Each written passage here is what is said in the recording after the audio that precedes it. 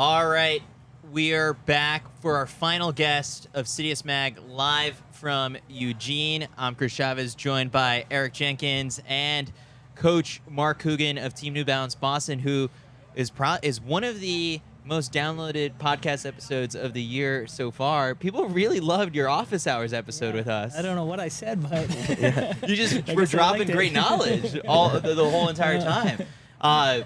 First day one of the trials, immediately pretty busy with 5 or 6 athletes competing, and 4 out of 5 make it through to the second round of their respective races. So great showing so far. Yeah, we had a really good day yesterday. I'm happy how everybody ran. The only disappointment was Christian Noble, and he has really bad allergies, and his season's been a little bit up and down. He's healthy, but it's just kind of been an up and down year. So we got to figure that out. So I don't feel great about that, but everything else I'm pretty excited about. Overall, just sort of take us through the spring and the early parts of the summer for the team. I mean, how did you go about structuring a lot of Flagstaff, right? Like structuring the training block for them. Yeah, so like when we talked in Boston at NCAA's or the high school meet, we went out to Flagstaff not too long after that, maybe a week or 2 after that, and we stayed out there until Prefontaine, and then after Prefontaine, we went back to Boston, and Ellie went back to Vermont, and the trials were kind of the same amount of time at sea level as Ellie was before she got gold at World Indoor. So we felt pretty comfortable about letting her go back home and see family and be happy instead of being so far away. And the rest of the women on the team are running great. EMAC just ran 157. Heather ran 158. Katrina ran a big PR in the 10K.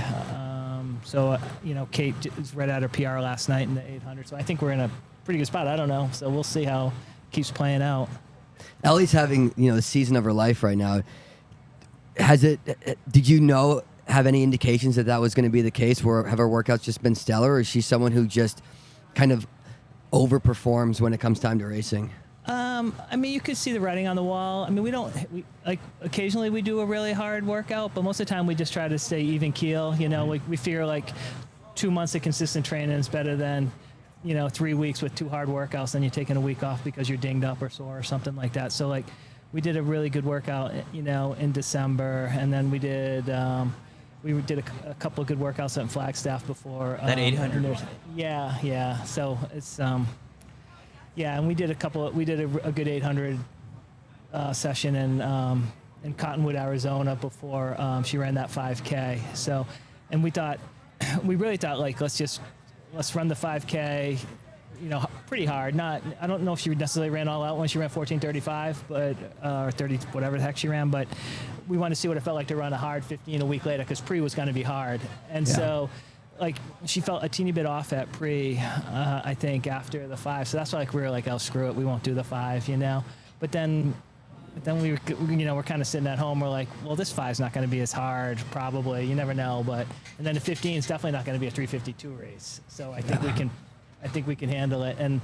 And I think, running the 5, just it's better than Ellie sitting around. She's not a good sit around person.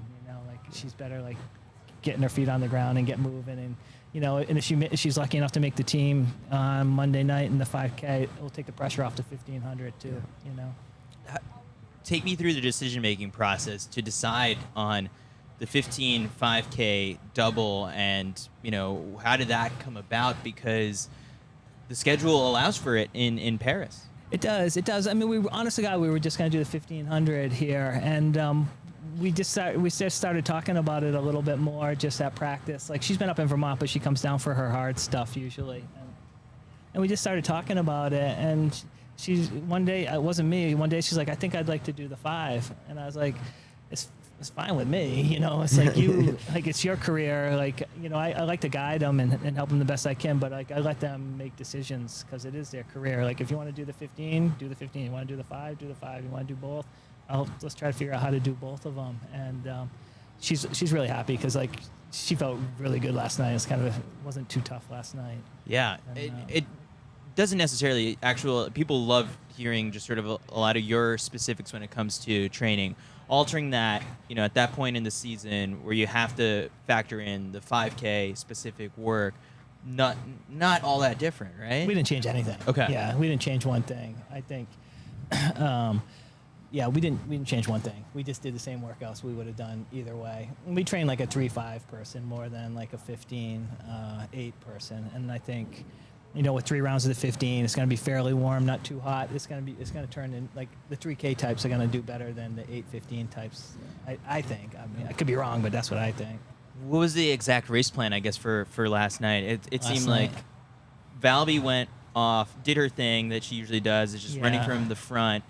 And then from there, Ellie, Carissa were just standing by. And then in the final K is when really Ellie just accelerated. Yeah, I mean, I told Ellie she should not take the lead until, at the earliest 600 to go, no matter what. If it's an 18-minute race or a 14:30 race, she's not to take the lead until at the earliest 600 meters to go. And so she waited till Parker's a very, very good runner. So obviously, Parker was just kind of ratcheting it down because it got down to like 4 people. Mm-hmm. And so I don't think anybody was too concerned. My guess is Parker wasn't even too concerned in the last lap. She's like, I'm on it. Ellie was like, you could look at the TV, and at the screen, whatever it is. Was it top 6 make it? It's like there's enough time. Yeah. So I think, I think that, what's a hard 400 going to do? Like running a 65 or whatever the heck she ran, and if Parker runs a 68, who cares, right? They're going to run hard on Monday, and I think you can throw like Elise Craney in there. You can throw, Schweitzer in there, Ellie Parker. There'll be a couple other people too, but that's how I think it's going to be a pretty hard race on Monday. You probably have the best women's, training group in the country right now. Multiple women in that 1500 that have a real shot at making the team. Do you kind of think about, the final race and think about ways to all get them on the team together? Do you give them their own race plan to what suits them the best? Yeah. Like how do you think about that? I mean, we've been talking about going 1, 2, 3 in the 1500 since the end of last summer. Great chance for a New Balance sweep. Yeah. In general, and there's a couple, Corey and Danny Jones too. So I mean, there's 5 really good New Balance people, and then Nikki's obviously running super well. So I think they will all. All of them. I don't know what's going to happen. That's the beauty of the trials. Yeah. So I mean, I've been watching the swimming and everything. Like I don't know. But we have a legit shot at going 1, 2, 3. And the cool thing is the other women on my team are going to know each other's race plans. I mean, they're all out there for themselves once the race starts. They're trying to kill each other, but they're going to know what the other person's plans are, and I think that's an advantage for us. Yeah, take me back to 2021 with Ellie in the final, because she was the one who was essentially like, I'm going. Mm-hmm. Corey glued herself and ended up holding on to make the team. But what were the instructions before that race?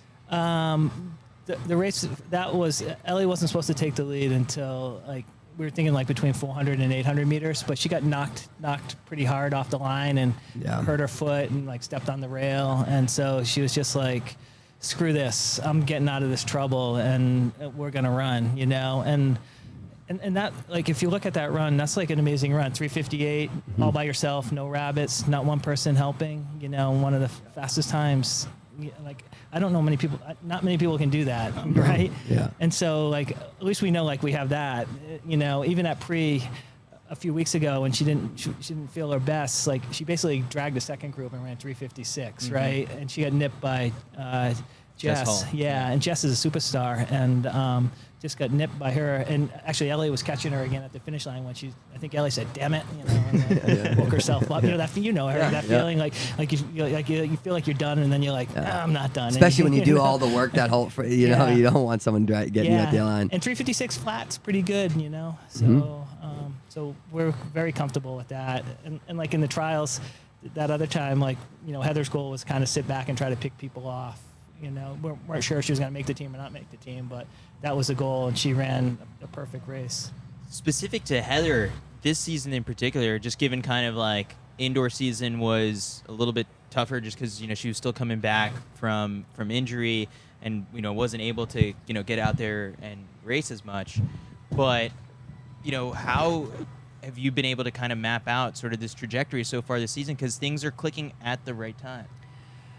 Yeah. I mean, Heather's Heather's really good. I mean, remember 2 years ago, she was, second at Monaco in the 15, like ran really well in the Diamond League final. So, I mean, she knows inside that she's good.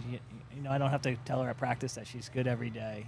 She knows that she's can do it. And we just had to take our time, like if we rushed when her IT band was bugging her last fall and last winter, then she probably would have got dinged up in March. So we're like, let's just build. Let's do tempo runs every week. Let's throw some hills in there. Let's stay off the track, do fartleks, and you can still like you can simulate a mile 3K workout doing 2 minutes on, a minute off, or something like that, instead of going to the track and running an 800s or whatever. So like we didn't baby her like running wise, but we kind of babied like staying away from the track or the tight turns and things like that. And like she was running better in practice than she was in the first couple of races. Like she was timid. We went to Raleigh Relay. She was a little bit timid, didn't even get in the race.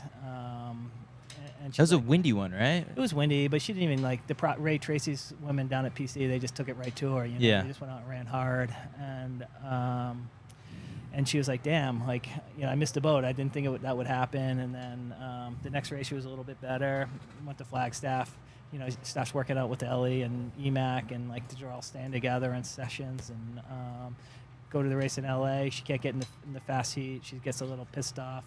Just runs 4:02 solo. That means you can run under 4 minutes. You can do that all by yourself. Yeah. So did that. Then led the 800 that we did at Martinez, and ran 1:58. And she went out a little bit too hard, like did all the work and got passed on the home stretch by Emily ran 1:57. 1:57, yeah. Oh. So. Did that any part make? I guess you guys have been just all in on the 1500, but that is the fastest time by an American woman so far this season. Yeah. No thought about like. I know, no, yeah, we definitely like we didn't think about it. We're like, oh. That makes it better. 1:57 making it really hard to ignore. Like, maybe someone should do this one at the trials. Yeah, and like why? I don't know. Like, I wish the 15 was first for all these things. They would have followed last time's I wish schedule. it went 15-5, 15-8. Yeah. I really wish it did, because that would have made my whole team feel better. But it is what it is. Yeah. But yeah, like Emily's she gets better every day, and she's really good. She's gonna be right there, and I wouldn't want to race her. So, Is this the year potentially? I mean, like we see, potentially 4 women break 4 minutes, and a woman who breaks 4 doesn't make the team for the 1500. Oh, it's possible. It's really possible. I could see 5 people maybe breaking 4 minutes. I think the women's 15 is the hardest. It's the hardest women's distance race. I mean, I can't compare it to sprinting and stuff. Like, they're so friggin' good and everything. Yeah. But in the distance running, definitely, I think the 15 right now. Yeah. The 8 has like superstars, but they're not out there yet. Like a thing. She's obviously a superstar, but I haven't seen much of her. And Ajay, she's a superstar. She looked better last night. Raven, like people are. If they're. Maybe they're really smart and they're like nailing it here, and then they're gonna really hit it at Paris.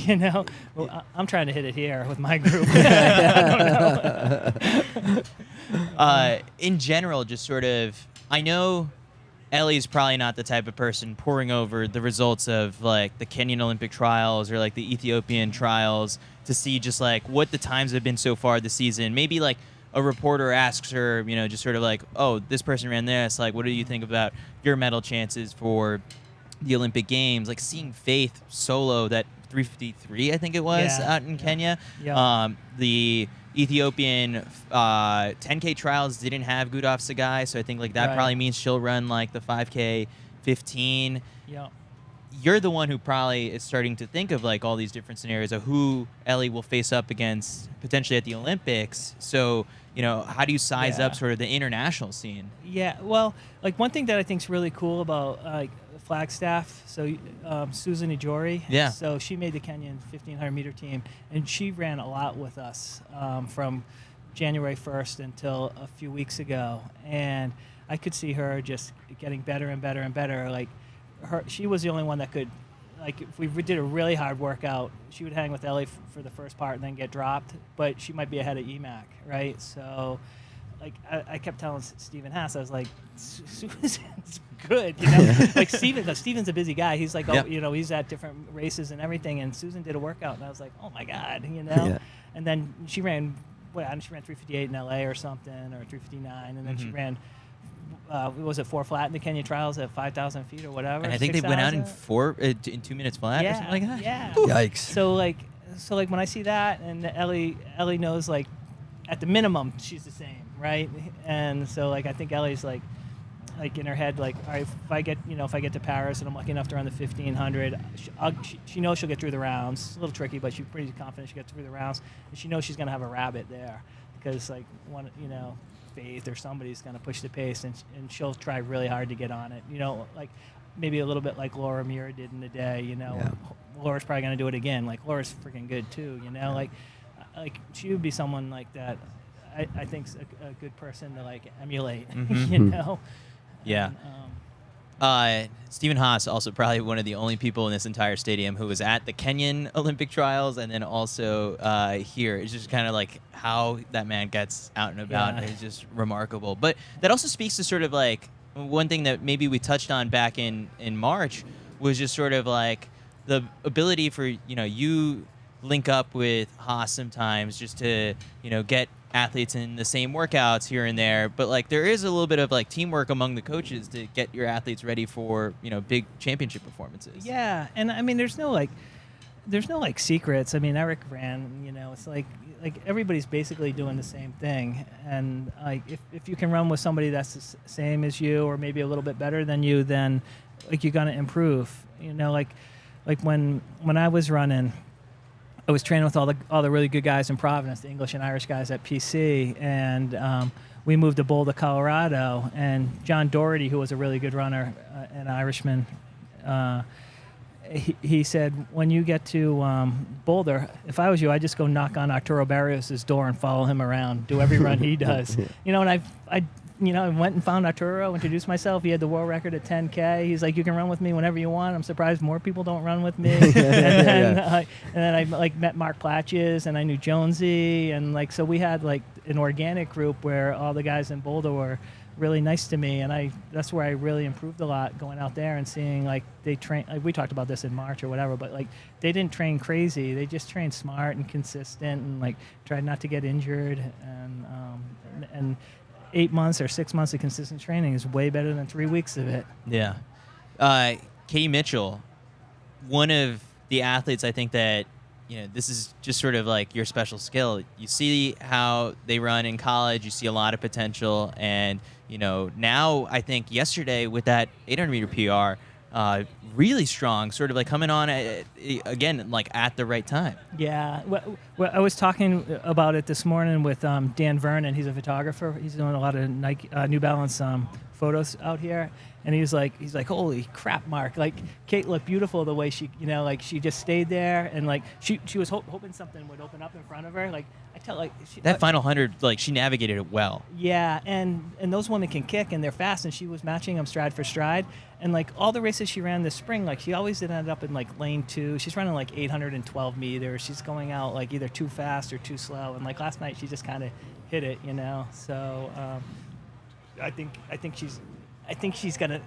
It's gonna be really hard to make the final. But I think she's got an outside shot, you know. Yeah. Like get it. You know, if she runs too flat, 159. You know, she's in that kind of shape. Yeah, so and you never know. I guess know. like the way that these races play out. And the eight's always crazy, right? Yeah, it's always crazy. Like, I was, when you brought up before, just sort of like a thing being a superstar. It just kind of does also go to show you just how different like all these coaches are. Like Bobby not racing her since last September. Yeah. You've never had like an athlete, unless they were injured, go that long probably without a racing layoff. Like racing is important. Yeah, I think it's important. I don't know what they do, but like my guess is something was wrong because people want to race. You don't train to train; you train to race, and like you want to get out there. Yeah. You know, like, so, but some people don't like to race a ton. You know, But like Kate on my team, she needs to race. She was intimidated by everybody at first, and now she's realizing that they're the same as she is. Ellie's the same as her. Ellie complains, or Schieffer complains, or whatever. Like they're the same. And that's as soon as you realize that, you probably found out, like, once you realized everybody was the same when you left Northeastern and went out to Oregon, you're like, oh, these guys they're clowns. They're the same as me, or whatever. No. Like, I can do this. Yeah, you right? walk in the Oregon locker room, you're like, these guys are clowns. You know what I mean, though, right? Of course. Once you realize that even like the best competitor, the people that you put on the pedestal, they're just human. Yeah. Everybody's can be beaten on any day. That's when like you start building confidence and understanding you can actually win these races. Exactly. Mark, is this the most stressful week of your job? Yes, by far. Yep. It's hard to sleep. I don't feel well. What do you like, I guess, then on July 1st? Like, is that just sort of like, all right, get me a vacation? Yeah, I think it's going to be more like after the Olympics. Oh, yeah. I think we're going to like we're trying not to get ahead of ourselves. Yeah. So, I think that's dangerous, but like as soon as hopefully we have some success here, and then we have to figure out like exactly what to do. I want to do it right, and Ellie's a special person, special circumstances because she has the baby. Mm-hmm. She's a homebody, Like if she wasn't such a homebody and had the baby, I'd be like, all right, you're on a plane tomorrow to Flagstaff? No, to Switzerland. So Oh, okay. Emirates, yeah. And let's get your butt up there, Let's get 3 weeks in, and make the travel to Europe and the transition is a lot easier. Yeah, if you want to go to the opening ceremonies, just go down the day before, get credentialed, do all that stuff, then get the train back up, and then we'll stay up there, until a few days before your race and come down. But I don't know. I don't know if that's going to happen. If Heather makes it, I'm going to encourage her to do it. Leah Meyer, a steeplechase girl from Germany, that's on our team. Who's I think she can make the Olympic final in the steeple. She's going up there next week. Wow. And I guess like I like hearing that from you as a coach. Is sort of like because for someone like Ellie and Heather, like this will be potentially their second team, but the opening ceremonies, festivities, and all that stuff, like it just wasn't the same in Tokyo. That like for them to relish that this time around, it's fun that you're just like, go do it, and then like we'll get back to work immediately after that. Yeah. I mean, I think you have to live a little bit, right? And the other thing, like when Heather had her best summer, like we were in altitude like up to like in April and May and whatever, but we weren't up there June, July, August, and so. I mean, she killed it, right? So, like, it's good to be able to do it, but you don't need it either. Once you're rolling and running hard, like, you don't need it. And they're going to be doing the 15, so I don't think it's quite as important as like the 5 or a 10 or a marathon too. So, It's also it's interesting to hear you say, because for a lot of coaches, and it's like, here's how we do it. It's my like, if a lot of people would say to Ellie, like, I know you've got a family, but like, I need you here at this date, like. It's so, but at the end of the day, these are adults, and so you let Ellie do her thing to a certain extent, and then like that's the family man in you. I think that also just kind of like takes things into account. Yeah. So it's like like do you a lot of flexibility? Yeah, you have some flexibility in the overall like lifestyle and training plan in a way. Yeah, I mean it's their career, right? So I'm not going to tell someone like. I'll tell them, like, I don't think you should do this or do that, but I'm not going to say, like, you can't go home for a weekend. Like, give me a break, right? Yeah. Like, I wouldn't like that, Like, if Katrina was training in Boston and I lived 2 hours away and she wanted to come home and do her laundry and have dinner at home on Sunday and they said no, I'd be like, this is not the team, And Ellie and I, we either talk or text every day when she's up in Vermont. So it's almost like we're there. Like when we're in Flag, I'll go to practice with them and, either bike with them or drive with them or something. But then I get out of their hair, like I'll go back to where I'm staying and do my emails or whatever I have to do for New Balance. And they do their own thing. Yeah.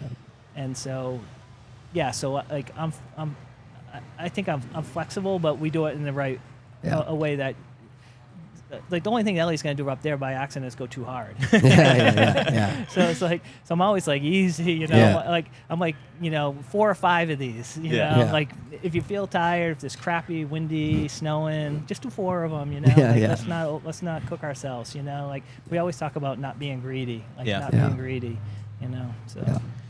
Well, Coach, I appreciate you taking the time to stop by. The New Balance setup here is pretty awesome. Gotta Get like yourself New some Balance. ice cream downstairs. Yeah, it's a They good got idea. everyone's favorite flavors. I didn't see your name listed on there. What is your favorite ice cream flavor? Banana. I Banana. love banana ice cream. All right. Wow. We got to Good get answer, it yeah. written in pencil, I guess, on all of the menus down there. Yeah, It's like banana. Coach Mark Coogan. Yeah. Banana.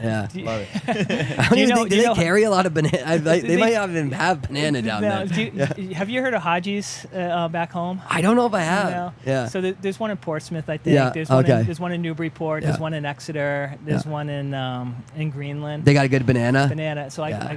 I get like a half gallon of it, and then I put M&Ms in it. I just like man. watch the socks or the seltzer or something that night. Before you know it, you're down to the end of a half gallon. Like, yeah, okay.